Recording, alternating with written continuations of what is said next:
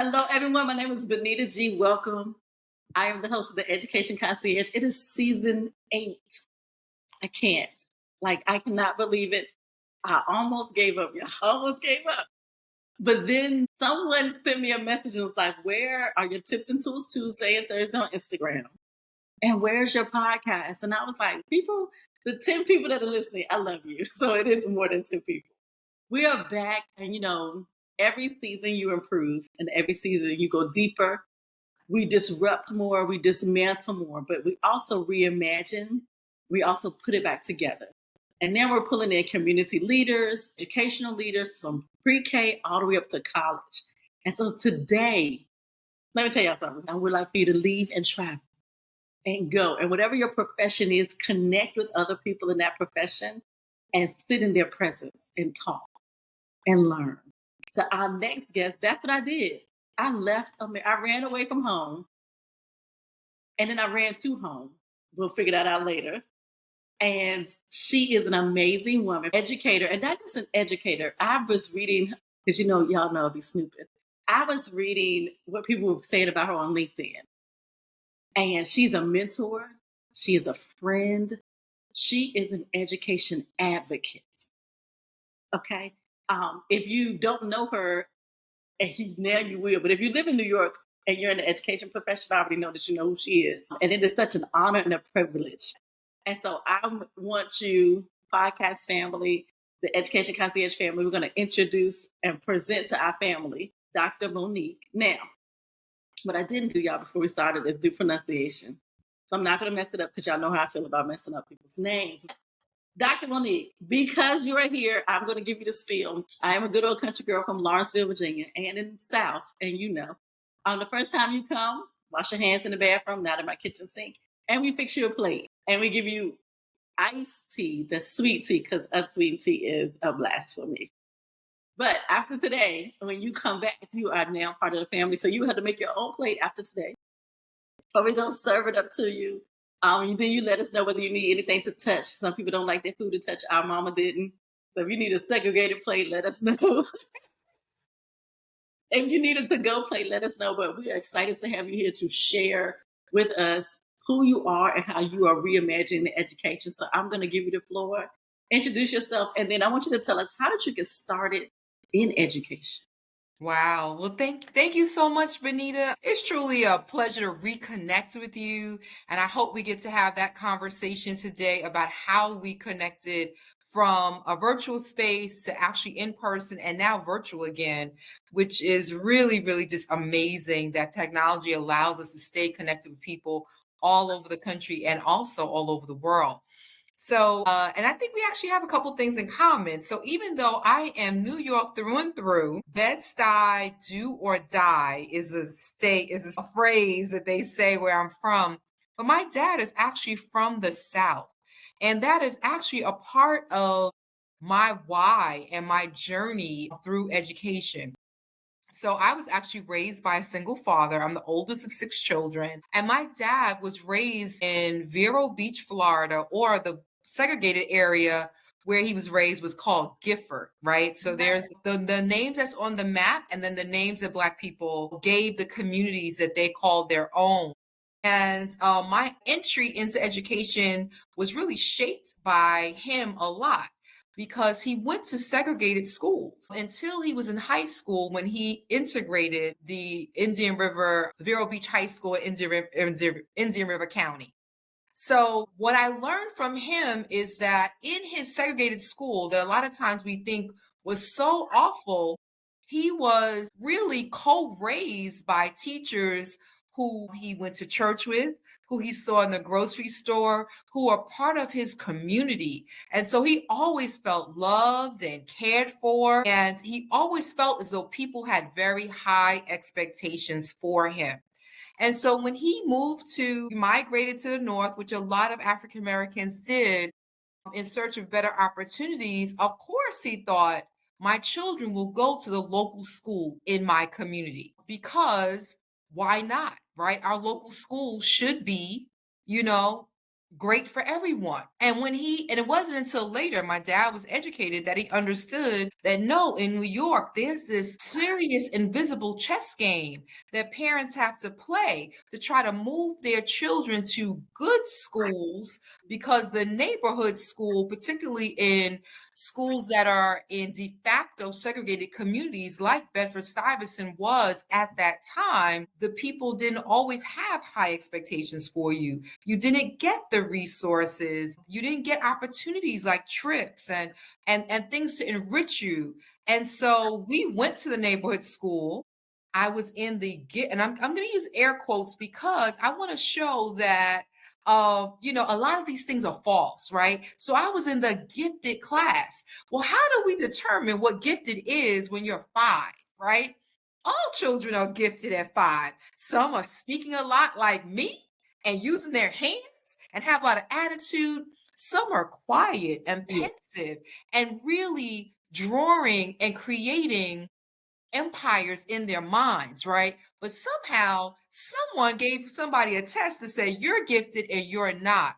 And so in my segregated school system, because I was in gifted classes, I was given opportunities that people that I grew up with that were right around the corner from me did not have. And as a Mm. young person, I was struck by that. I'd always, I'm being prepared to go to college. My teachers are excited to see me. What are the people around the corner from me being prepared for who are not in gifted classes? And so I believe that our trajectories were shaped in those very early moments, and it's unfair and it's unjust.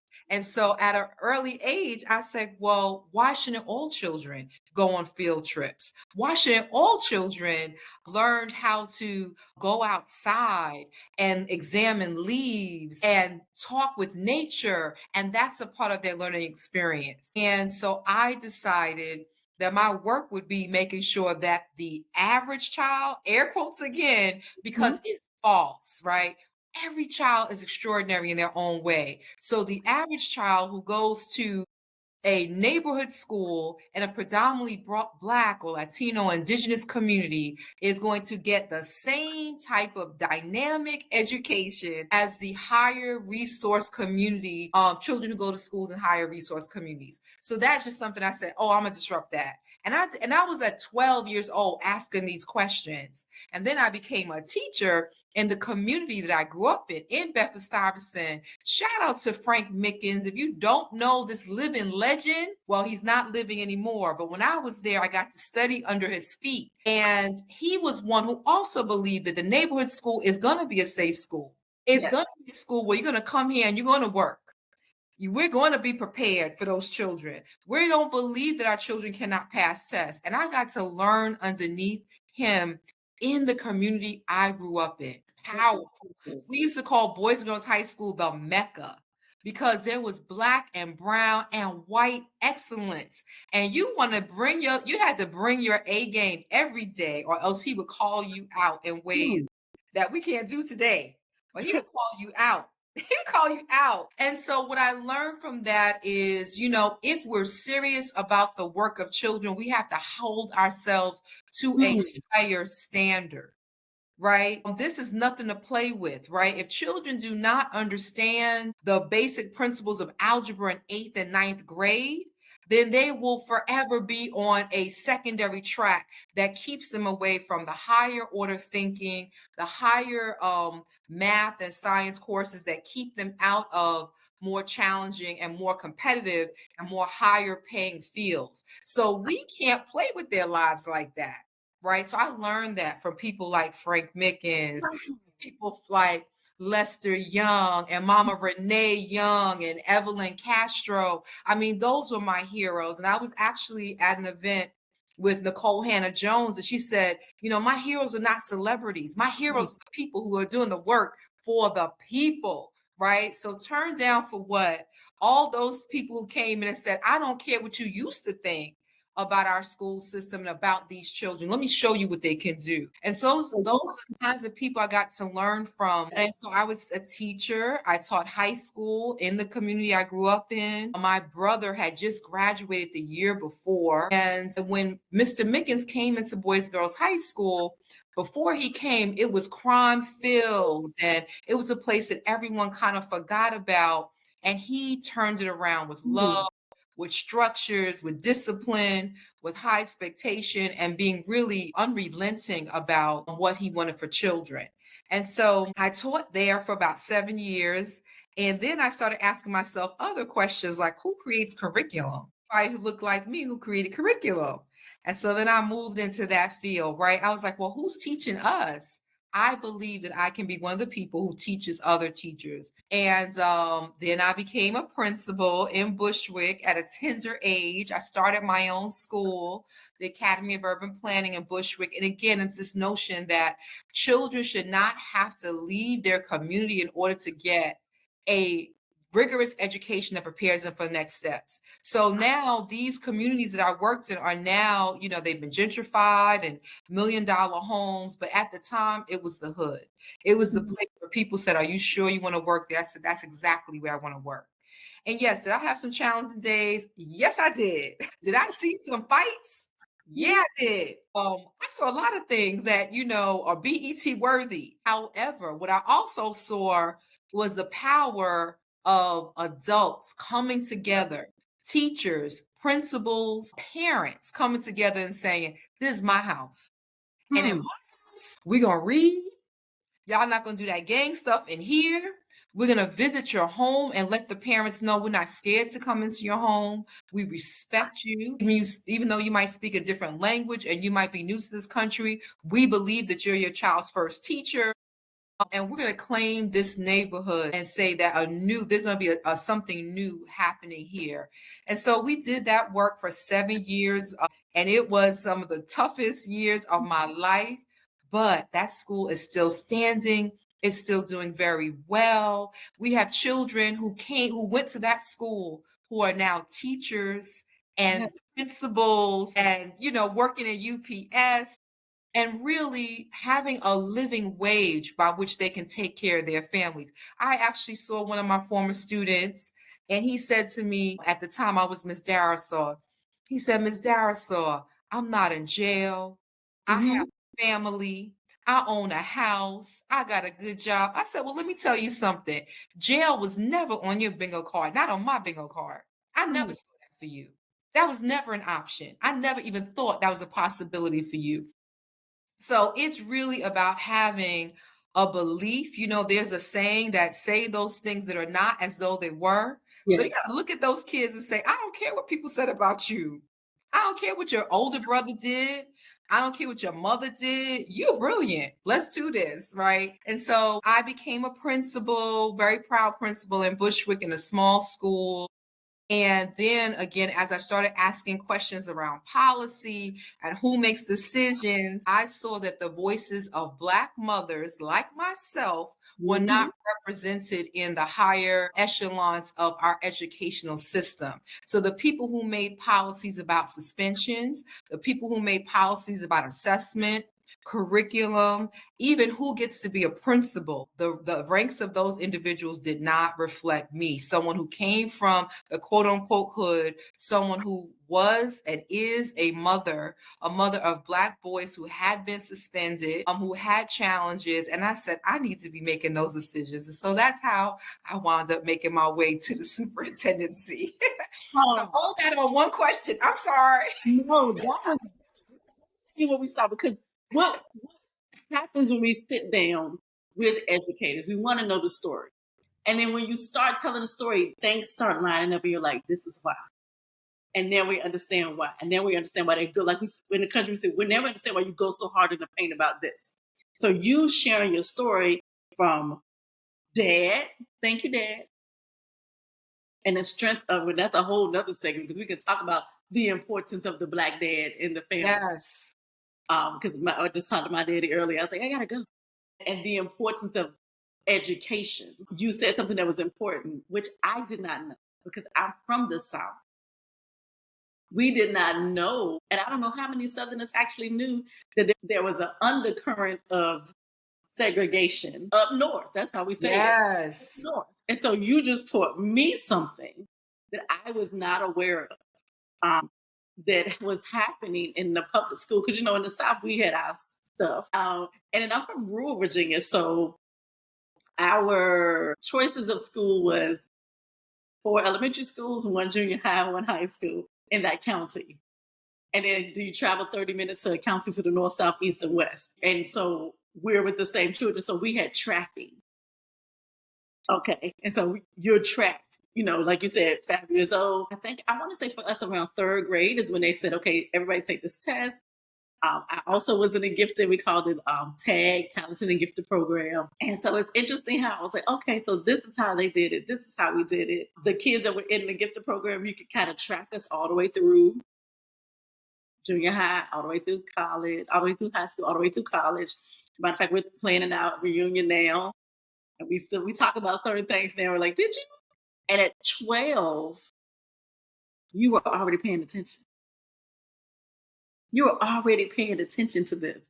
And that shaped how you were going to look at education and how you were going to change education. And then mentorship. I cannot stress, I don't know how many times I have to keep saying this to people.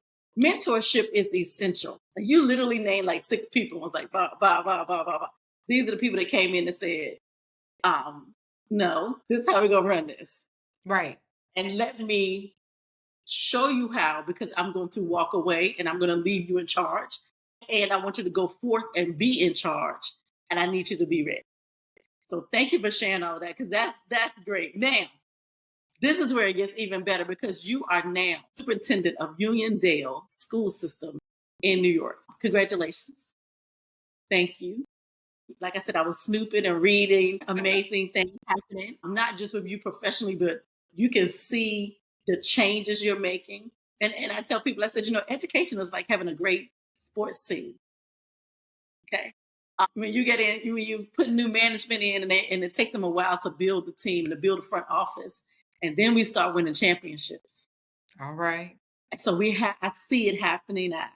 I'm just being in your presence for the 9 days we were there in Ghana, just understanding that. So now break down to us as superintendent, as much as you would like to share.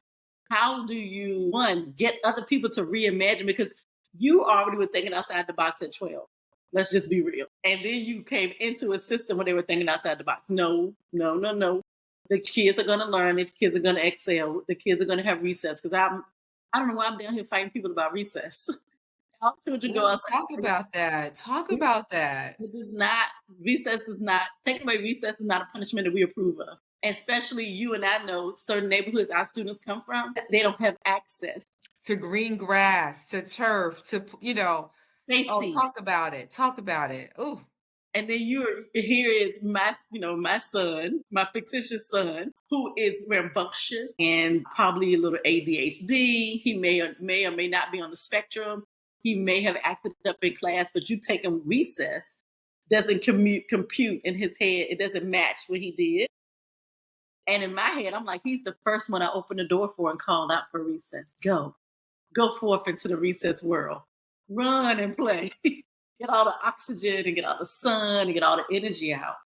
So when you come back in, I have your attention a little bit longer, a little bit more. And so I heard you say that. I heard you say, okay, look, there's some things we're not going to do, period, stop, point. So I already knew. I was like, at 12, she was reimagining things. At 12, she was paying attention to things. And now as a grown up and as in charge, and we know when I say in charge, it takes a team. But the team, the visionary. Tell us how you are helping Uniondale reimagine education. So first, I want to say how important it is for Black women to pursue the superintendency. I just want to start with that.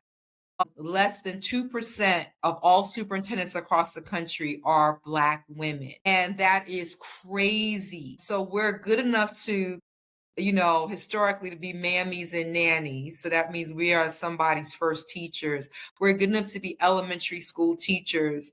But then as we move up to the ranks, when people think about what does their chief executive officer look like, we are not making the cut.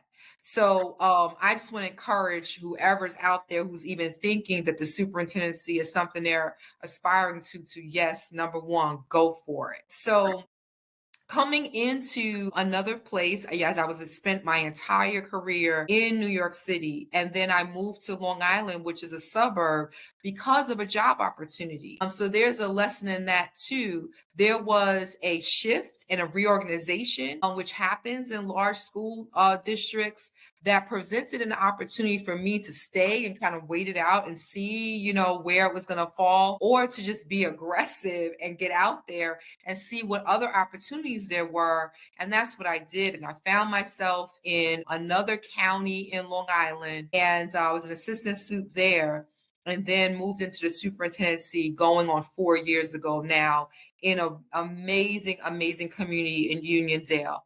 So, what does it take to shift? First, one of the things that I am still learning is that we're not the Lone Ranger. Mm. I am, my analogy, my visual that I am really ministering to myself is, let's move from the superwoman to the Justice League. No one person can move the system. You cannot be a leader without people following.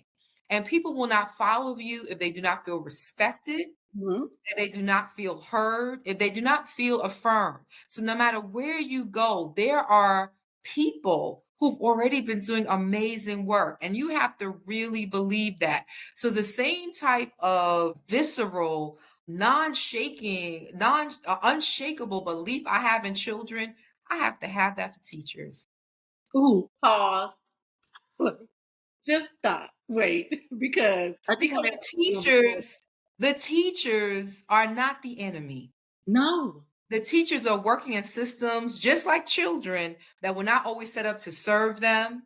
They were not always given the respect that they deserve. They weren't always given the time nor the training to do the hard things that we're requiring them to do. And so before we try to move things and shift things, we need to listen to our teachers. And there have been times I've had conversations with my teachers, and they tell me things, and I'm like, oh, I didn't know that. Because when I was teaching, there were no cell phones to contend with. I didn't have to compete with the child. It's either me or your cell phone. I didn't have to have that conversation. It's either me or your laptop or that app. So if I have not walked in the shoes that they're walking in and taught in that environment, particularly during the pandemic, where some of them are teaching live children, some of them teaching hybrid children, some of them teaching remote children, children that are filled with anxiety from being removed from the classroom and everything they know to being at home. If I haven't had that experience, how dare I not listen to them, Hmm. because they are dealing with things that I have never had to experience. So I think we have to give our teachers and our leaders, our principals, that moment, that respect. And so I had to do a lot of listening. And I'm telling you this, that it is still something I'm listening to, because, the higher you move up into the organization, the more people are affirming your every thought and idea. And you don't get the type of critical feedback saying, girl, that's crazy talk. Because they're like, you're everybody's boss. You sign everybody's paychecks. So nobody's telling you, Dr. Akil, that's crazy. We Mhm. can't do that. Very few people will have the courage to say that. So as a leader, one of the things you can do is use your positional power to create space for Hmm. people to share, to give you authentic feedback about your ideas. And the other thing you can do is to listen to other people's ideas, remove barriers out of the way to see those ideas flourish. So that is how we were able to, create some of the tremendous gains that we have had in 3 years. Attendance is up, our reading scores are up, our Yes. graduation rate is up, our advanced placement participation, particularly with boys of color, which has increased by 58% in 1 year, is up. But it's because of the Justice League, that other people believed, and they saw the vision, and they saw themselves in the vision, and they came along and they played with me and they danced with me, and they Oh, sing with me, and we make music together in our school district. And that's the only way we've been able to have change. It's not because of me, it's because of the teachers, my teachers' assistants, my counselors, and my dynamic principals. So I know I drive them crazy. I know they say if she don't get out my school and leave me alone, if she don't stop driving and rolling up, but I love them and I respect them. And I know that nothing happens without their leadership. I just, I mean, so I want you to know that I will take this clip and run it over and over again, because I think that what you've said is what teachers want to hear. We want a space to say that program is great. Please keep it. This program, if we tweak a couple of things, we see it can work.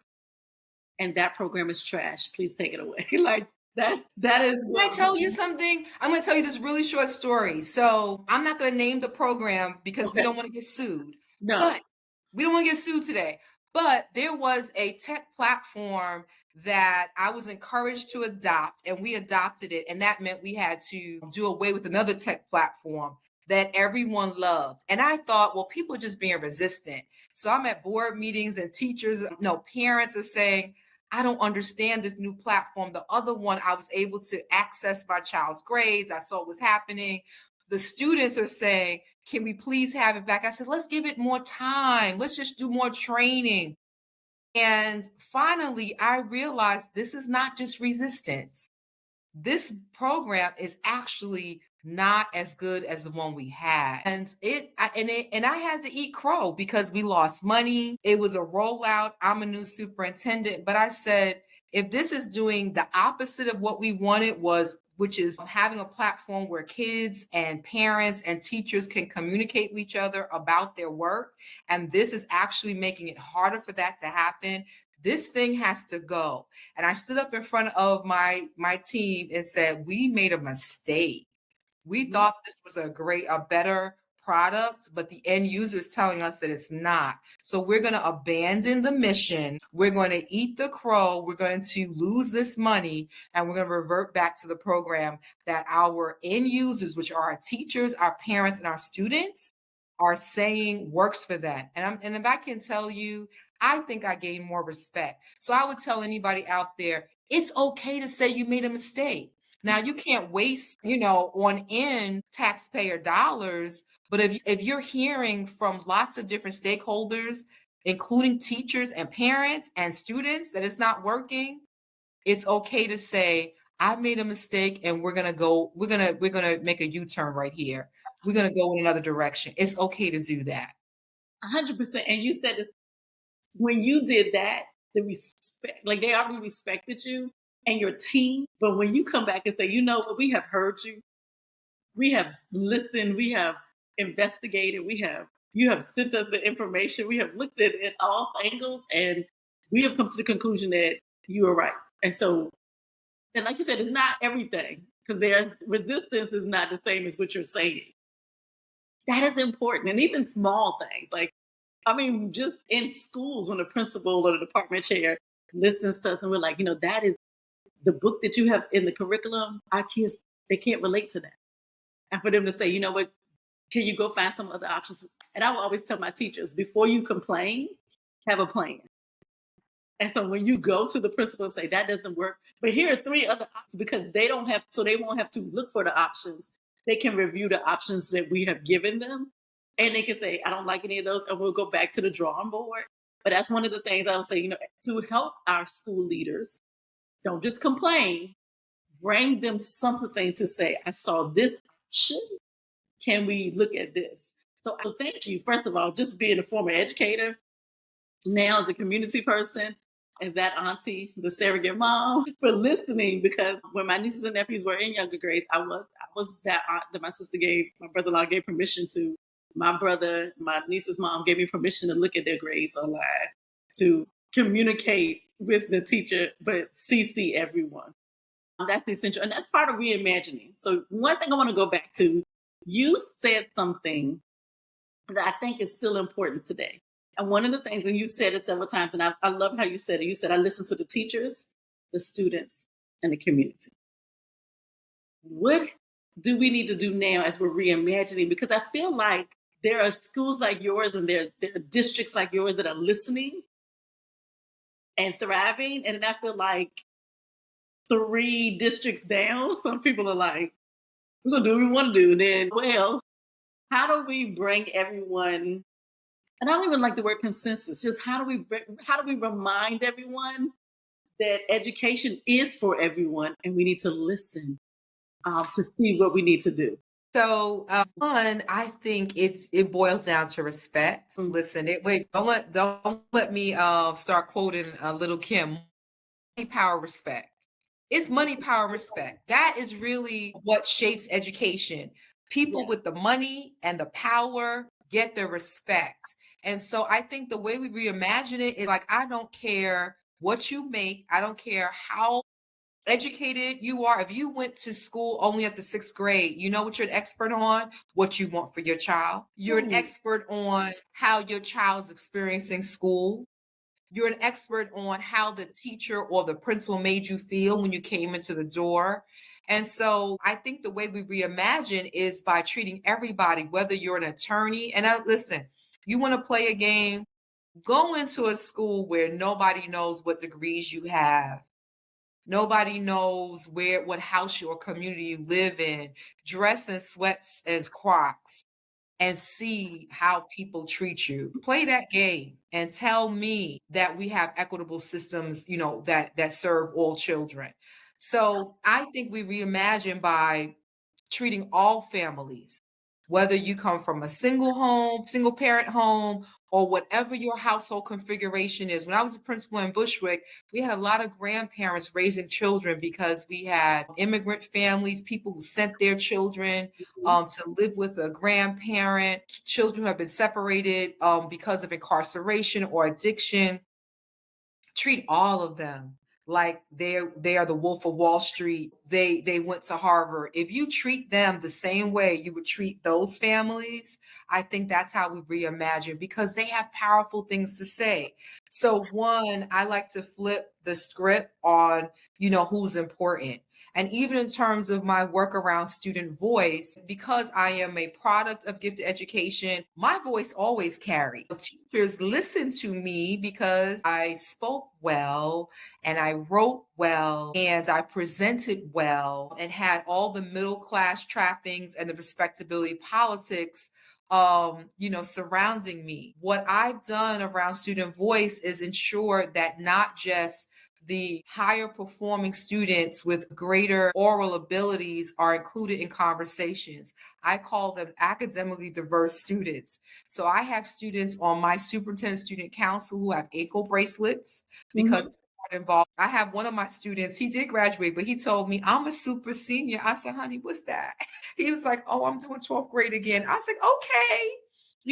We need to invite them in because how they experience school is different than how most AP students experience school, and their experience matters. Ooh. So we Ooh. reimagine education by opening up the forum to allow for more voices to be heard. And sometimes those students give us very critical feedback, but it's real. If they're Yes. telling me that people rolled their eyes at them when they came into the classroom, and I actually, one of my children, one of my sons, used to have some behavior problems in school. And he said, one teacher said to him, oh, you finally decided to come to school today. And he talked about that. And he said, so when I did come, you treated me like I shouldn't be here. Well, what is the message on that? He is a high school teacher now because he had a mother who said, I don't care what they said. You belong there. You belong in that gifted class. Even if you're not acting like it, you belong in that program and you're going to stay there, whether they like it or not. So, that is one of the ways we reimagine. The other is I was raised as a humanities kid. I'm going to be very honest that I wasn't a science, a STEM, engineering, a mathematician, but I do realize that a lot of it was because I wasn't given adequate support when I was in elementary school to love math and to know that I had it within my wheelhouse to be a great math student. So we are digging into the things that feel scary and feel unfamiliar. And Mm. we're telling our children, no, you're going to be engineers. You're going to be writing code. And so in our elementary schools right now in September, every one of our children are going to have a coding course. They're going to learn computer science principles. They're going to do VEX robotics. They're going to learn elementary forms of code. And there are things that I'm not even familiar with, Mhm. but I'm going to go to that classroom and learn it from them. So I think we have to close the opportunity gap Mm. and immerse our kids in things, even and you know, when we're in a gifted class, you know, it's based on the idea that if you're not already have a great foundation of reading, math, science, social studies, we can't expose you to higher order concepts. We're saying no, no, no. I think if we expose them to these science, engineering, technology, they're going to develop their oral ability and their mathematical ability because now they're excited. Now they know the why. Now they know, why should I do coding? Because it's fun. And now I'm going to learn how to write and create reports around it because I'm excited. And so we have to tap into their passions earlier on in their education and then believe that they can do it, not wait until they've met certain foundations and prerequisites and then they can do it. I love that. You said a lot. So I was sitting here and I was like, I don't know if I'm going to do it, but I am going to do it because we talked about it earlier. We do this thing here at the Education Concierge podcast. It's called Controversial Corner. And I was sitting here thinking, and you said something, and I was like, yeah, that's true. Both in gifted programs, yes, you were supposed to have that foundation set. Many of us did come in with that foundation set, took the test, or teacher nominated you, took the test. And at my particular school or school district, it was gifted and talented. So if you were a musician, a dancer, you were also considered gifted, and you were put in with the students who were like mathematical geniuses, and we all kind of worked together. But I was reading on social media, and I can't even remember where I was because I'm on social media. And there is a school district that will remain nameless because I can't remember where it was from, that has decided that they will not do field trips because their test scores are low. Wow. And I want to give you a moment to think about it. And I always tell people, you do not have to answer. You can say, Benita, you know what? I haven't had time to research this, and I'm going to refrain from putting my judgment and opinion on it, and we're going to respect that. I am going to say my part about it. What you think? You thought long hard. Nope. No, I have never, and I come from a place of field trips where I'm from took us at least an hour to get to wherever we needed to go because Lawrenceville, Virginia is Southside Virginia. So we are on the border of Virginia and North Carolina. So we are 2 hours east from Virginia Beach and an hour south of Richmond, and we are country, rural, one stoplight. So field trips to us was kindergarten does this. Like we knew what field trip we were going to go on that year, the big field trip. And then we did little field trips. And when I say little field trips, look, I'm from the country. We went to the tobacco farm. We went to the water sewage treatment plant. We went to the circus. We went to the zoo in DC. Like the zoo in DC was like, you were grown. What? We're going to DC. We're going to the city. Parents are coming. Like this is a big field trip. And if it hadn't been those field trips for some of my friends, my family, we did do vacations, but some of my friends, those field trips was the only time we left our county and we left our rural environment to see city, to be exposed to everything. Even being exposed to homeless people. That story has stuck with me for years because we didn't know we didn't understand the concept of homelessness. And so to go to DC, we thought they were camping out. We were like, are we going to camp out too? Like this is how naive we were. And I'm sitting here, and so you're telling me the kids aren't passing the standardized test. They're supposed to tell us the kids are smart or not. I don't know. I figured out what it's supposed to tell me yet because kids have test anxiety. They don't do great. And for you to deny the exposure, I just need to have a conversation. Maybe I'm going to call those people up. They need to be on my podcast.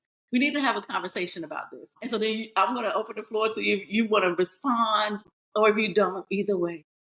Well, I definitely want to respond to that. You know, first of all, let me just say, you know, I want to respect all my colleagues because I really do believe, you know, people are doing the best that they can with what they know. So I do not want to disparage, any of my clients. Education has been around forever. We still haven't gotten it right. And so that means that people are tinkering with ideas. Some of them are research based, some of them are intuitive, however they came to that. So let me just say that. I would say for me in my leadership, exposure is so important. You mentioned being landlocked in a suburban, rural setting. Well, I grew up in an urban setting where children were also landlocked.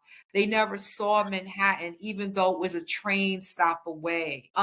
They never got to the Brooklyn Bridge. They never saw the Statue of Liberty. And so why, lots of reasons. Sometimes these places seem very unwelcoming for certain people, right? Sometimes you go places and people think you're going to steal. Lots of reasons, right? That families don't feel welcome. It could be expensive, So I really believe that I don't even want to call them trips, experiences help stretch our minds, help us to see what is possible, help us to compare and contrast, help us to question our own existence. It's not, and for some of us, those experiences taught us that we were poor. We thought we were good, right? And then you see other people like, oh my God, you have right, and helped us to question, like, how does society decide that I get to live here in a project with poor lighting, no security, no green grass, but someone else gets to live in an area where there's lots of grass. And it's not because my parents didn't work hard, because they can't work any harder. Right? That's another fallacy, right? Well, if your parents had worked harder, you wouldn't live here. No, right? So for me, experiences are everything. And, we need to see them as part of learning. Children explore. When you look at a baby, they're looking all over. They want to touch things. They want to taste things. They're smelling things. I believe that as our children grow, that doesn't stop. But we put them in a box and then they close their senses down because in some ways we've imprisoned them. And they're like, this is all it's ever going to be. Going to only know my block.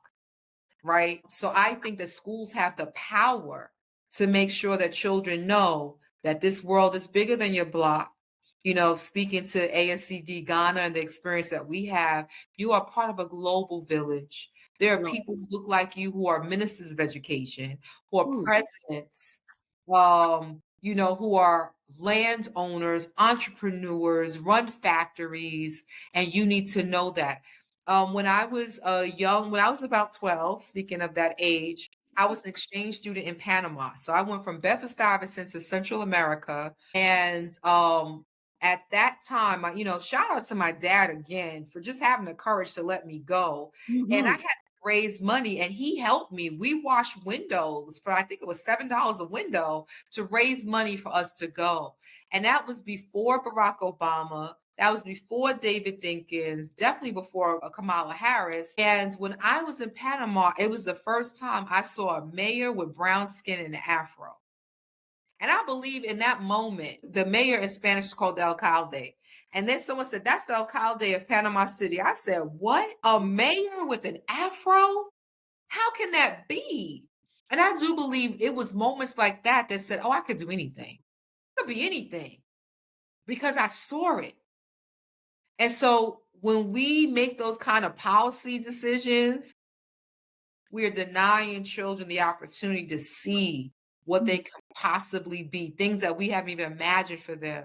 So I would just encourage people to rethink decisions like that and trust. You can make a trip, you can make them read, you can make them write, you can make them do photo journals, you can make them submit their journals on Padlets. It's up to you to make that maximize that experience and make sure they learn more vocabulary. It's up to you to make it more than a field trip. So I would say I'm gonna vote with you and say no. No. And I like if it's and even now, like don't say it's money because we can get some grants. We can find it. I was in DC. The African American Museum opened up, and we know that's not the real name of it, but that's what we call it.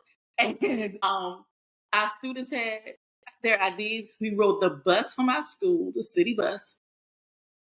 And every Wednesday, 2 teachers took 7 kids. Do you know how long it took us to go through our middle school? And we were a small school. We were K-8. So we had about 60 middle schoolers. And we would take 14 kids every Wednesday and go on a field trip. Shout out to those teachers. I mean, I'm getting chills because, first of all, I'd be tired of seeing that. We never finished it. So we realized it was because, like you said, listen to your students. We realized that our kids got to the Emmett Till and they couldn't go on. So we would stop for lunch, eat lunch, and then take like a walk out and then go get back on the city bus to get back home, get back to school in time for them to get on their buses. But the first group, I was like, oh, let's go upstairs and we go see the basketball. And they came out of Emmett Till crying. I was just like, what is happening? Like, who did something? They were like, it was our age. And then I realized, oh my goodness, I didn't prepare. I didn't prepare them for Emmett Till. So then we had to go back and prepare all of them. And we had to do, I was like, okay, I know we're going to do a humanities. We're making the English and social studies together. I had to redo it, do our curriculum and say, okay, we need to do Emmett Till before we get back to the museum. And everyone has to be a part of it because they heard of him, but they didn't understand. And when the exhibit is all explaining, there's a video, it's his mom, it's very emotional. You can feel it when you walk in. And I didn't realize my middle schoolers would be that affected. So, I mean, I want to say shout out to the teachers. And also, I want to say, yes, we can write grants. And I do believe schools have money. It's about the choices we make. But also, I think when I talk about respecting parents and guardians and grandmothers and family members, most of us have stories of what our parents would do for us, and sacrifice for us to have opportunities. Most of us have grandmothers who are not only praying grandmothers, but grandmothers who would find a way for you to do something. I remember when my daughter was going to a conference, my grandmother gave her money to go to her first Black Enterprise conference. I want you to have this experience, right? So let's honor the capacity of our families and not just assume that because they might have circumstances that they're not willing. I think you have to give them time. I think you have to explain to them the value, right? Don't tell them you need $500 in 2 weeks. That's not fair. You tell them in September, like, look, we're gonna do this trip.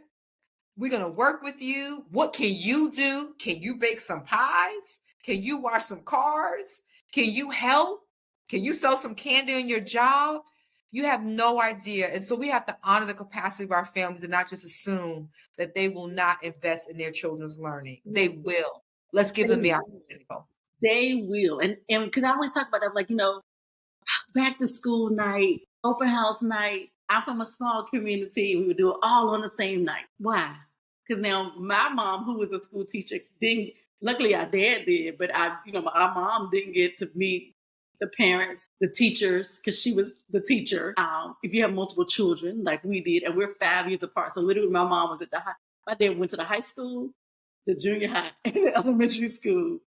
And was like, speeding down because from 6 to 8 and he's had to get off work. And so I said, and now we have to look at how we do PTSA meetings. Like, I think at times that COVID opened the door for us to understand how to meet the needs of our families in different ways. And I can record the meeting and they can watch it. And like you said, I have parents that may work double shifts. They can't come in, but this parent can do some t-shirts. She's like, I got you. Right. Like, oh my gosh, you got our t-shirts? Okay. And then how much is it? Because we still need to pay you. I need to figure out how to pay you. How do we, like, do I get the t-shirts for you and get them to you? Like, what do you need? Because that helps me.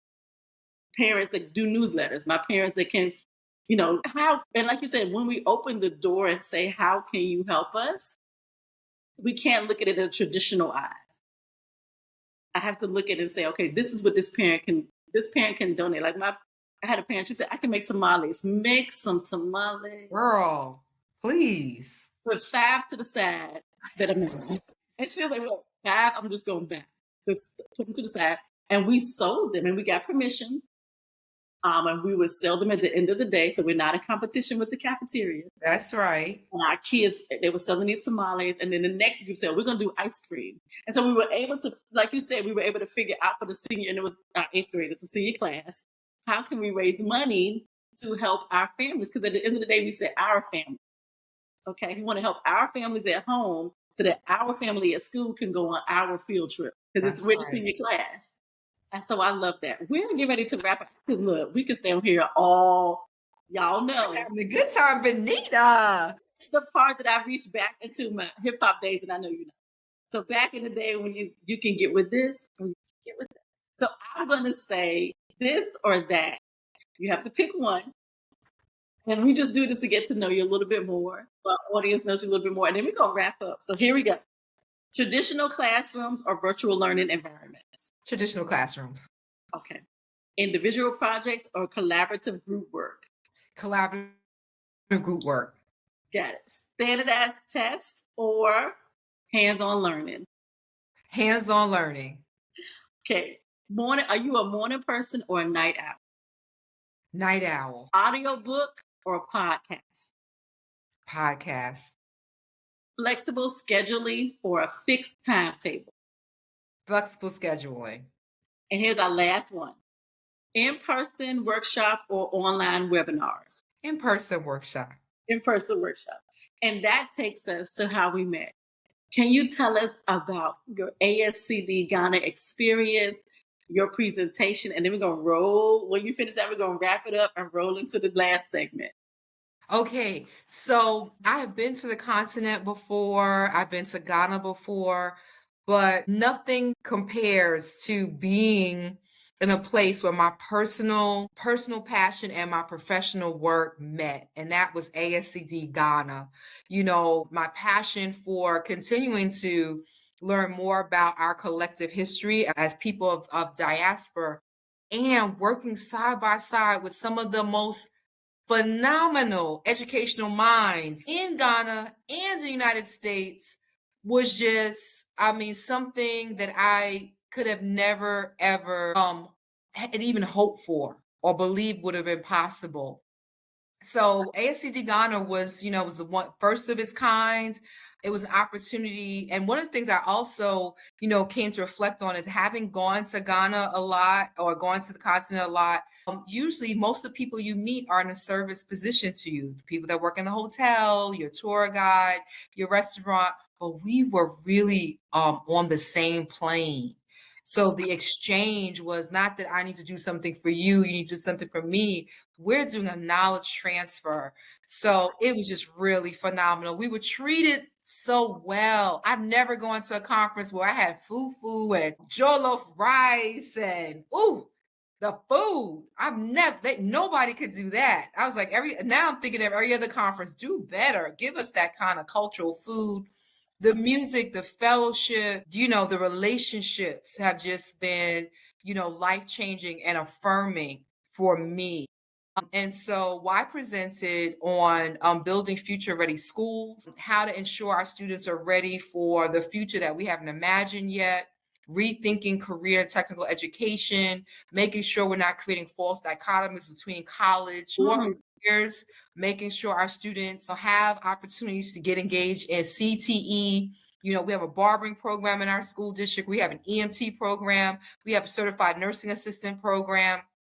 And we let our children know you can do that and you could be in a 4-year college track. So, you know, we're doing robotics. We have a gaming program.